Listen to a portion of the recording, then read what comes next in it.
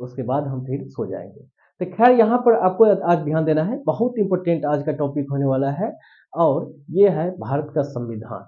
अब देखिए भारत का संविधान यानी कि बहुत इंपॉर्टेंट टॉपिक होगा आपको, ये सिर्फ एग्जाम की दृष्टि से नहीं, जो आदमी यहाँ पर जो विद्यार्थी एग्जाम की तैयारी कर रहे हैं उनके लिए तो ये बहुत इंपॉर्टेंट है ही, लेकिन जिनको लगता है हम भारतीय नागरिक तो है लेकिन भारतीय संविधान के बारे में हमें नहीं कुछ पता है, तो उनके लिए भी ये खास वीडियो बनने जा रहे हैं।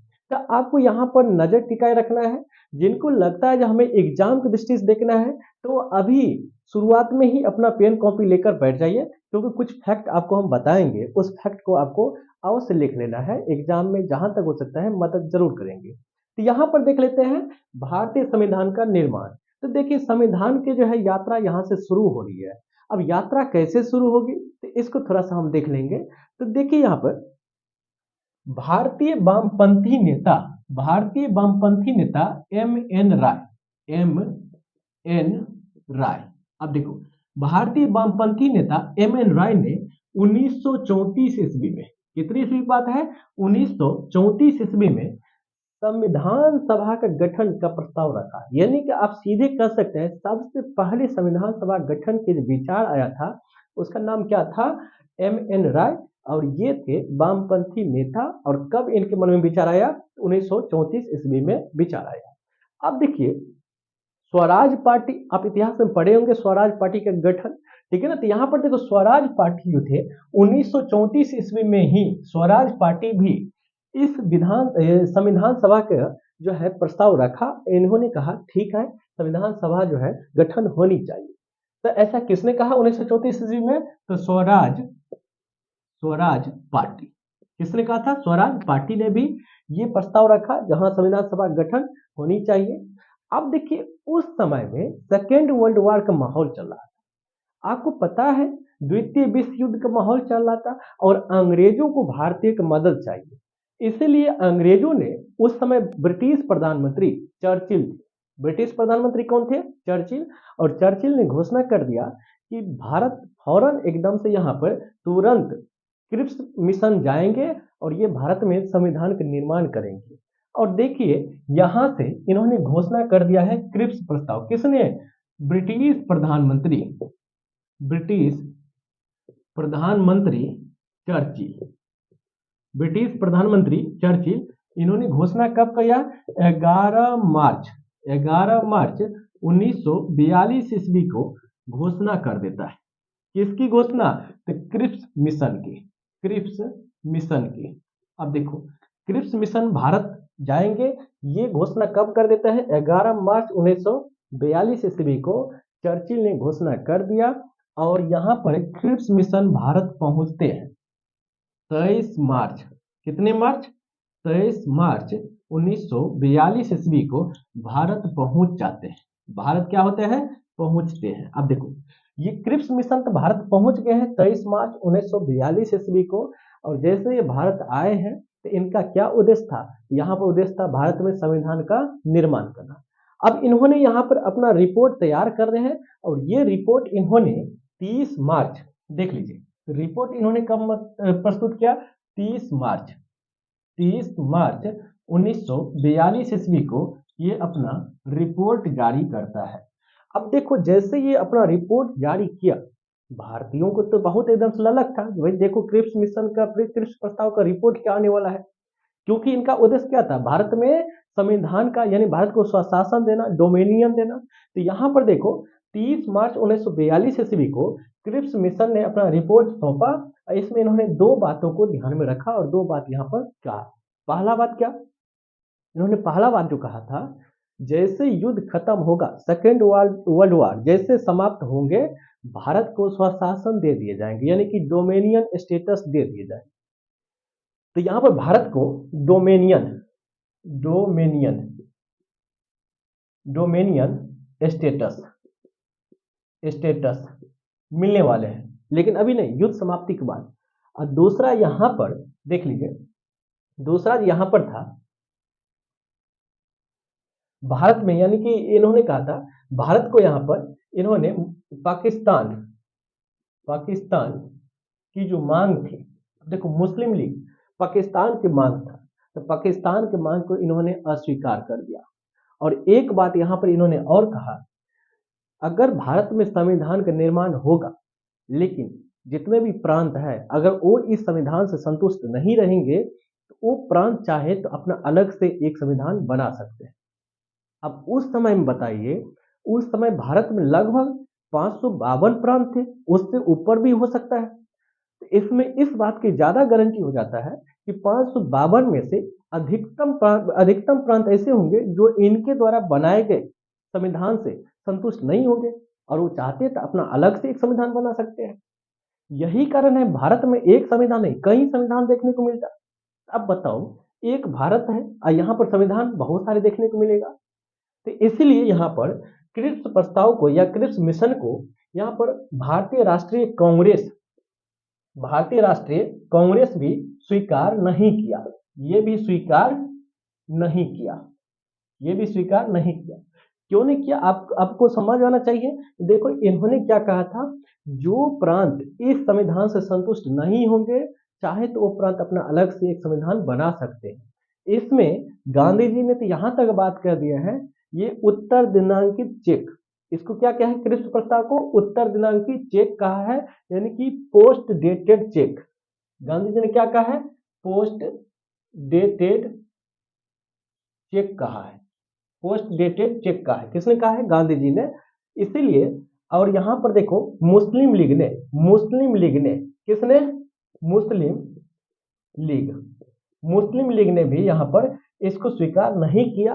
क्यों नहीं किया, क्योंकि मुस्लिम लीग का जो मांग था पाकिस्तान के मांग को इन्होंने यहाँ पर अस्वीकार कर दिया। कौन, क्रिप्स मिशन। तो इसीलिए यहाँ पर मुस्लिम लीग भी इसको स्वीकार नहीं किया और कांग्रेस इसलिए किया क्योंकि इन्होंने कहा जो प्रांत यहाँ पर नहीं खुश रहेंगे वो अपना अलग से प्रांत संविधान बना सकते हैं।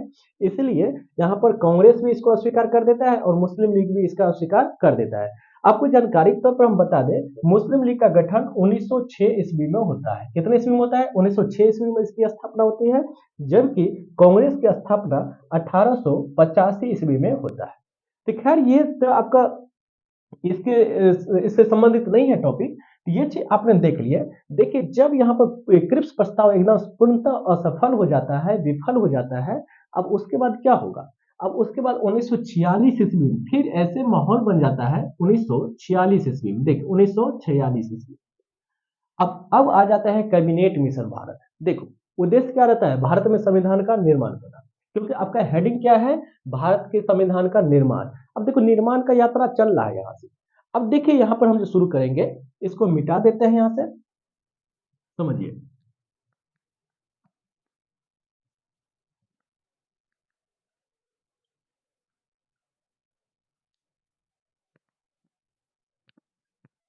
अब देखिए 1946 ईस्वी में कैबिनेट मिशन भारत आते हैं। कैबिनेट मिशन 1946 ईस्वी में कैबिनेट मिशन आते हैं। इससे थोड़ा सा पीछे अगर और आ जाए तो 1946 ईस्वी में भारत में नौसैनिक विद्रोह होता है। अब देखिए नौसैनिक विद्रोह क्यों, क्योंकि आजाद हिंद फौज की सेना को गिरफ्तार करके लाल किला में बंद कर दिया जाता है। इसीलिए 1945 ईस्वी में लाल किला मुकदमा के तहत उनके लिए केस लड़ा जाता है। लेकिन अंग्रेज के यहाँ पर अनुकूल परिस्थिति नहीं रहता है भारत में। उस समय अंग्रेज का प्रतिकूल परिस्थिति बना रहता है। क्यों, क्योंकि 1946 ईस्वी में अगर इसको डेट एग्जैक्ट अगर देखा जाए तो 18 फरवरी 1946 ईस्वी को हमारे भारतीय सैनिक बीसी दत्त ने, क्या नाम था इनका, बीसी दत्त। देखो यानी कि ये जो बात है ये है 18 फरवरी 1946 ईस्वी को नौसैनिक विद्रोह होता है। नौसैनिक विद्रोह होता है। अब देखो ये नौसैनिक विद्रोह का कारण क्या था, क्योंकि यहाँ पर भारतीय नाविक बीसी दत्त देखो बीसी दत्त क्या करते हैं, एक तलवार नामक जहाज पर यहाँ पर अंग्रेज भारत छोड़ो लिख देता है। क्या लिख देता है, अंग्रेज भारत छोड़ो। अब देखो इसी से यहाँ पर इसी के विरोध में अंग्रेजों ने बीसी दत्त को जेल में डाल देता है, गिरफ्तार कर लेता है, साथ में उनके साथियों को भी कर लेता है। यही कारण है बीसी दत्त को छुड़ाने के लिए इनके जो नौसैनिक साथी थे उन्होंने इसका आंदोलन शुरू कर देता है विरोध में। और उनका मांग दो था, एक तो बीसी दत्त को छोड़ो, रिहा करो, और दूसरा जो आजाद हिंद फौज को गिरफ्तार किए हो उनको भी रिहा किया जाए। अब देखिए वहां पर उस समय ब्रिटिश प्रधानमंत्री क्लीमेंट एटली रहता है। उस समय ब्रिटिश प्रधानमंत्री कौन रहता है? उस समय ब्रिटिश प्रधानमंत्री क्लीमेंट एटली। क्लीमेंट एटली। अब देखिए, अब क्लीमेंट एटली दबाव में आ जाते हैं। वे देखो यहाँ पर ये लोग दबाव डाल रहे हैं, एक तो हमारे साथी बीसी दत्त को छोड़ो और दूसरा आजाद हिंद फौज के जो एकदम सैनिक को कैद करके रखे हैं उनको भी छोड़िए। तो यहाँ पर क्लीमेंट एटली ने घोषणा किया, जो देखो आजाद हिंद फौज उन्हीं फौज को गिरफ्तार करके रखिए, कैद करके रखिए जिन पर क्रूरता यानी कि क्रूर या हत्या का आरोप लगा। किसका आरोप लगा हो? हत्या का आरोप लगा हुआ हो, उनको कैद करके रखिए। बाद बाकी ऐसे सैनिक जिनको शकों के आधार पर या उस आंदोलन में शामिल थे उसके आधार पर अगर उनको अरेस्ट किया है तो उन लोगों को छोड़ दीजिए। तो बहुत हद तक यहाँ पर आप कह सकते हैं क्लीमेंट एटली दबाव में आ जाते हैं और हमारे आजाद हिंद फौज को रिहा कर देते हैं। बीसी दत्त भी यहाँ से आजाद हो जाते हैं। इसी के साथ यहाँ पर क्लीमेंट एटली भी यह घोषणा करते हैं कि भारत में बहुत शीघ्र संविधान का निर्माण होगा और उस संविधान का निर्माण भारतीयों द्वारा होगा। और यही कारण है क्लीमेंट एटली ने घोषणा करता है 19 फरवरी। कितने फरवरी? 19 फरवरी 1946 ईस्वी को घोषणा हो जाता है। और देखिए ये पहुंचते हैं भारत 24 मार्च। कितने मार्च? 24 मार्च 1946 ईस्वी को भारत पहुंचते हैं और 16 मई, समझ लीजिए 16 मई 1946 ईस्वी को अपना रिपोर्ट प्रस्तुत करते हैं, अपना रिपोर्ट सौंपते हैं। कौन? Cabinet mission. अब देखिए इस कैबिनेट मिशन ने, फिर से हम बता रहे हैं, क्लीमेंट एटली घोषणा कब करते हैं? 19 फरवरी 1946 ईस्वी को घोषणा करते हैं 3 सदस्यीय कैबिनेट मिशन भारत आएंगे। और देखिए इस 3 सदस्य को यहाँ पर हम देख लेते हैं कौन कौन 3 सदस्य थे, समझ लीजिए थोड़ा सा। देखिए इसमें 3 सदस्य थे। कैबिनेट मिशन कितने सदस्य थे? 3 सदस्य थे। पहला सदस्य स्टेफर्ड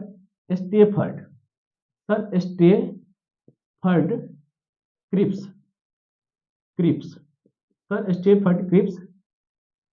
दूसरा था पैथिक लॉरेंस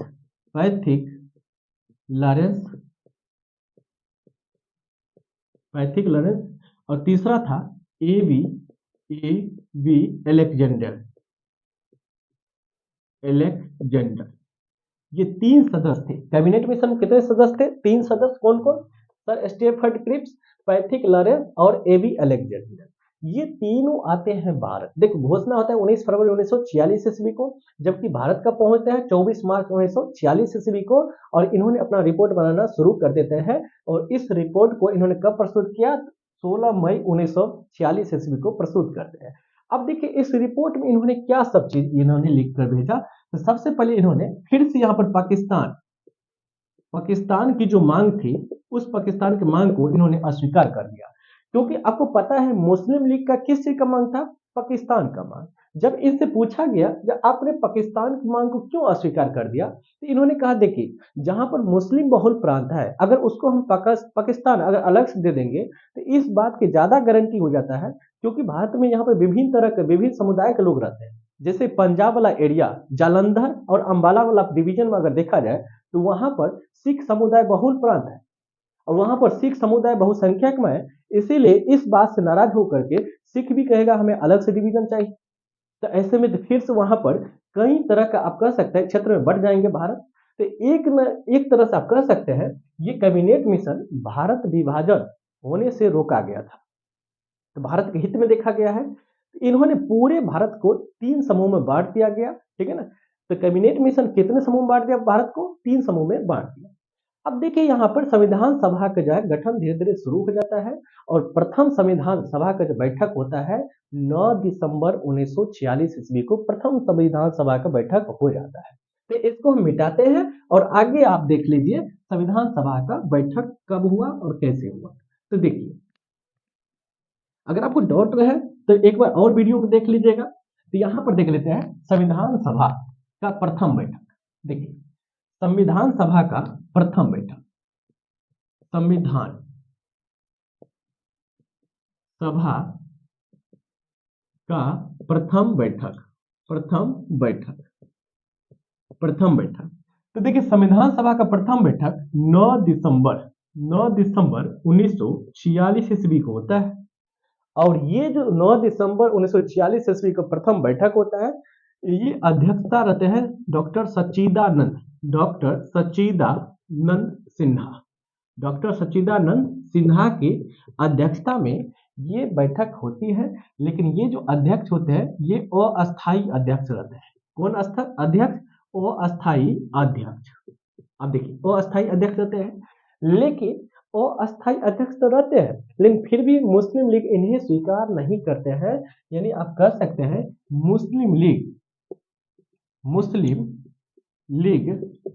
अस्वीकार कर देते हैं, अस्वीकार कर देते हैं। तो लो बताओ, तो क्या आप बनेगा? नहीं चलने वाला है। तो फिर नेक्स्ट इसका जो है फिर से संविधान सभा का बैठक होता है, यानी कि दूसरे दिन बाद, यानी कि 11 दिसंबर, कितने दिसंबर? 11 दिसंबर 1946 ईस्वी को संविधान सभा का अगला बैठक होता है। और इसमें जो अध्यक्षता करते हैं, इसमें जो अध्यक्ष बनते हैं वो बनते हैं डॉक्टर राजेंद्र प्रसाद, डॉक्टर राजेंद्र प्रसाद। कौन बनते हैं? डॉक्टर राजेंद्र प्रसाद। अब देखिए डॉक्टर राजेंद्र प्रसाद यहाँ के अस्थायी अध्यक्ष बन जाते हैं। कौन अध्यक्ष बनते हैं? अस्थायी अध्यक्ष, अस्थायी अध्यक्ष। अब देखिए बात यह है, यहाँ पर ये अस्थायी अध्यक्ष बनते हैं, लेकिन मुस्लिम लीग इनको स्वीकार नहीं किया, जबकि यहाँ पर ये अस्थायी अध्यक्ष बनते हैं और मुस्लिम लीग भी इन्हें स्वीकार कर लेता है। अब यहाँ पर देखेंगे इसी में अगला बैठक में, यानी कि 11 दिसंबर 1946 वाला में इसका अध्यक्ष कौन बनता है? डॉक्टर राजेंद्र प्रसाद। जबकि इसका उपाध्यक्ष बनता है एच.सी. बनर्जी। और संवैधानिक सलाहकार जो बनते हैं डॉक्टर वी.एन. राव। कौन बनते हैं? वी.एन. राव संवैधानिक सलाहकार बनते हैं। तो इस तरह से आप कर सकते हैं संविधान सभा का प्रथम बैठक 9 दिसंबर को होता है डॉक्टर सच्चिदानंद सिन्हा के नेतृत्व में, जबकि इनको अस्थायी अध्यक्ष बना दिया जाता है, लेकिन फिर भी मुस्लिम लीग इनको स्वीकार नहीं करते हैं। यही कारण है कि 11 दिसंबर 1946 ईस्वी को डॉक्टर राजेंद्र प्रसाद के नेतृत्व में संविधान सभा का बैठक किया जाता है। और यहाँ पर उपाध्यक्ष जो है एच.सी. बनर्जी को बनाया जाता है, जबकि यहाँ का संवैधानिक सलाहकार जो है डॉक्टर वी.एन. राव को बना दिया जाता है। अब देखिए यहाँ पर दूसरे दिन होकर के, यानी कि 13 दिसंबर, कितने दिसंबर? 13 दिसंबर। देखिए 13 दिसंबर 1946 ईस्वी को उद्देश्य प्रस्ताव लाया जाता है नेहरू जी द्वारा। हमारे देश के जो प्रथम प्रधानमंत्री थे, हमारे देश के प्रथम प्रधानमंत्री नेहरू जी द्वारा उद्देश्य प्रस्ताव कब लाए जाते हैं? 13 दिसंबर 1946 ईस्वी। लेकिन याद रखिएगा इस उद्देश्य प्रस्ताव को स्वीकार कब मिलता है? आप कहेंगे 22 जनवरी 1947 ईस्वी को स्वीकृति मिलता है। ये भी ध्यान में रखना होगा, जो 13 दिसंबर 1946 ईस्वी को उद्देश्य प्रस्ताव लाया जाता है नेहरू जी द्वारा, उसको स्वीकृति कब मिलता है? 22 जनवरी 1947 ईस्वी को स्वीकृति प्राप्त होता है। अब देखिए हमारा संविधान धीरे धीरे यहाँ से शुरू हो जाता है, और यहाँ पर हमारा संविधान जो बनता है वो लगभग 60 देशों के साथ, 60 देशों से हमने क्या किया है? संविधान को देखा है, 60 देशों को संविधान को पढ़ा है, समझा है, उसके बाद जाकर हम उस पर विचार किए हैं। देखो 60 देशों से हमने संविधान क्या किया है? देखे हैं, पढ़े हैं। उसके बाद लगभग 114 दिनों तक, कितने दिनों तक? 114 दिनों तक उस पर विचार विमर्श चला है। अब देखो एक उच्च लेवल का विचार विमर्श चला होगा, क्योंकि सब यहाँ पर पढ़े लिखे इंसान थे। अब ऐसा तो नहीं है डिबेट कोई मामूली बात लेकर हुआ होगा। तो यहाँ पर देखो 114 दिनों तक विचार विमर्श चला उस पर, और यहाँ पर इस संविधान को तैयार करने में 2 वर्ष 11 महीना और 18 दिन लगा कंप्लीट, हमारे संविधान कंप्लीट होने में। तो हमारा संविधान पूर्णतः तैयार होने में कितना समय लगा है? 2 वर्ष 11 महीना और 18 दिन। और इतने सारे दिनों में यहाँ पर हमारे संविधान को जो है संविधान सभा कुल कितने बैठक किए हैं? 24 बैठकें हुए हैं। तो संविधान को बनाने में कुल कितने बैठक हुए थे? 24 बैठक। सबसे प्रथम बैठक कब? तो 9 दिसंबर 1946 ईस्वी को। और सबसे अंतिम बैठक कब किया गया? तो बता दीजिए। आप कहेंगे 24 जनवरी 1950 ईस्वी को इसका अंतिम बैठक हुआ। हमारे संविधान सभा का अंतिम बैठक कब माना जाता है? तो आप कहेंगे 24 जनवरी 1950 ईस्वी को। तो देखिए कंफ्यूजन नहीं होना। 24 कुल कितने बैठक हुई है? 24 बैठक हुई है। अंतिम बैठक कब हुआ है? 24 जनवरी 1950 ईस्वी को अंतिम बैठक हुई है। हालांकि हमारा संविधान बन करके 26 नवंबर 1949 ईस्वी को तैयार हो गया। कितने नवंबर? 26 नवंबर। हमारा संविधान 26 नवंबर 1949 ईस्वी को पूर्णतः क्या हो गया था? तैयार हो गया था। समझ गए ना? और इस संविधान में जो थे भाग की संख्या 22 और देखिए अनुच्छेदों की संख्या आर्टिकल 395 और यहाँ पर अनुसूची की संख्या यहाँ पर उस समय 8। यानी आप कह सकते हैं हमारे मूल संविधान में कुल 22 भाग, 395 अनुच्छेद और 8 अनुसूचियां थी। हालांकि बाद में हमने फिर से जोड़ दिया है और इस अनुसूचिया में 4 हमने संविधान संशोधन करके जोड़ा किया है। तो अभी जो है वर्तमान में अगर पूछ लिया जाए तो वर्तमान में कहेंगे 22 भाग, 395 अनुच्छेद और 12 अनुसूची है। अनुसूची की संख्या कितनी है? 12 है। तो आप लोग हमें कमेंट करके बताएंगे जो अभी तक हमारा भारतीय संविधान संशोधन कितने बार हो चुका है। तो अब आगे देखिए, यहाँ पर हमारा संविधान भी बनकर तैयार हो गया है। अब देखिए यहाँ पर कुछ प्रमुख समितियां का गठन हुआ है। अब देखो प्रमुख समितियां का गठन। अब इस समिति का जो गठन होता है, जैसे कि संघ शक्ति समिति का गठन हुआ है और इसका जो अध्यक्ष बनाया गया था हमारे देश के प्रधानमंत्री नेहरू जी को बनाया गया है। तो संघ शक्ति समिति का अध्यक्ष कौन बने थे? क्या कहते हैं, पंडित जवाहरलाल नेहरू को बनाया गया है। फिर देखिए प्रारूप समिति बनाया गया था और इसकी जो अध्यक्षता थे वो कौन थे? हमारे देश का जो संविधान निर्माता थे डॉक्टर बी.आर. अम्बेडकर साहब को अध्यक्ष बनाया गया और इनके अलावा 6 और सदस्य इसमें शामिल किया गया। तो कुल मिलाकर के प्रारूप समिति में कितने सदस्य हो गए हैं? 7 सदस्य हो गए। फिर देखिए प्रांतीय समिति का गठन किया गया और इसकी जो अध्यक्षता थे वो हमारे लौह पुरुष थे, यानी कि सरदार वल्लभ भाई पटेल। तो यहाँ पर अब देख लीजिए इनका नाम सरदार नहीं था, वल्लभ भाई पटेल था। सरदार तो इनको उपाधि दिया गया है।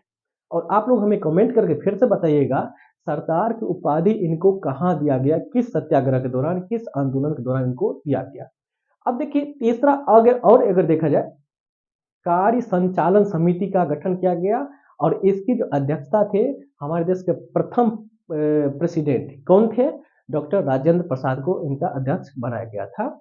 तो इस दृष्टि से आप देख सकते हैं कुछ प्रमुख यहाँ पर हमने समिति बनाए हैं। कुछ अल्पसंख्यकों के लिए या मूल अधिकार हनन ना हो इसके लिए भी समिति बनाया गया था और वो किसकी अध्यक्षता में? तो लौह पुरुष की अध्यक्षता में बनाया गया है। अब देखिए ये सारी चीज तो हमने देख लिया है। कुछ अन्य यहाँ पर कार्य देख लेते हैं। कुछ अन्य कार्य, अब देखिए कुछ अन्य कार्य में क्या, जैसे कि आप देखेंगे हमारा जो राष्ट्रीय ध्वज है तिरंगा जो है उसे कब अपनाया गया? तो आप कहेंगे 22 जुलाई 1947 ईस्वी को राष्ट्रीय ध्वज को अपनाया गया है। ठीक, तो फिर हम देखेंगे राष्ट्रीय गान को कब अपनाया गया? तो 24 जनवरी 1950 को हमारा राष्ट्रीय गान को अपनाया गया है। राष्ट्रीय गान मतलब जन गण मन अधिनायक जय है। अब देखिए फिर राष्ट्रीय गीत है। अब राष्ट्रीय गीत को कब अपनाया गया? 24 जनवरी। देखो 24 जनवरी 3 बार आता है घटना, ठीक है ना। तो एक बार 24 जनवरी 1950 ईस्वी को राष्ट्रीय गान, 24 जनवरी 1950 ईस्वी को राष्ट्रीय गीत सुजलाम सुफलाम मलयज शीतलम, ठीक है ना। तो राष्ट्रीय गीत ये हो गया। अब देखो 24 जनवरी 1950 ईस्वी को हमारे देश के प्रथम प्रेसिडेंट का चुनाव हुआ और देश का प्रथम प्रेसिडेंट डॉक्टर राजेंद्र प्रसाद बनते हैं। ये 24 जनवरी के 3 घटना आपको घटित देखने को मिलता है। 22 जुलाई 1947 ईस्वी को हमारे देश का राष्ट्रीय ध्वज को अपनाया गया है। 24 जनवरी 1950 ईस्वी को राष्ट्रीय गान को अपनाया गया है और 24 जनवरी 1950 ईस्वी को राष्ट्रीय गीत को अपनाया गया है। हमारे देश के प्रथम प्रेसिडेंट का चुनाव 24 जनवरी 1950 ईस्वी को हुआ, जो देश का प्रथम प्रेसिडेंट बना। तो इस दृष्टि से आप देख सकते हैं हमारे देश का संविधान एकदम से पूर्णतः तैयार हो गया है। 2 वर्ष 11 महीना 18 दिन में कुल 60 देशों से अवलोकन करके 60 देशों के संविधान को पढ़ करके, ठीक है ना, उस पर लगभग 114 दिन तक विचार विमर्श किए। इसीलिए हमारा संविधान विश्व का सबसे बड़ा, विश्व का सबसे लंबा लिखित संविधान है, ठीक है ना। इससे बड़ा लिखित संविधान कहीं का नहीं है।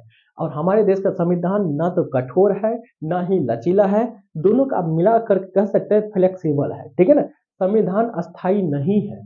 संविधान संशोधन हम भाग 20 जब पढ़ेंगे और आर्टिकल 368 जब देखेंगे तो उसमें आपको बताएंगे हमारे संविधान अस्थाई नहीं है। संविधान को संशोधन करके इसमें इसका नेचर जो है बदल सकते हैं, ठीक है ना। तो यहाँ पर संविधान संशोधन भाग 20 में हम देखेंगे और इसमें जो आर्टिकल होता है 368 देखेंगे और इसमें संविधान संशोधन 2 प्रकार से होता है। 2 प्रकार कौन? एक तो विशेष बहुमत से, जिसमें 2/3 से, यानी कि प्रत्येक 3 सदस्य में, संसद के 3 सदस्य के 2 सदस्य में हाँ का मत होनी चाहिए।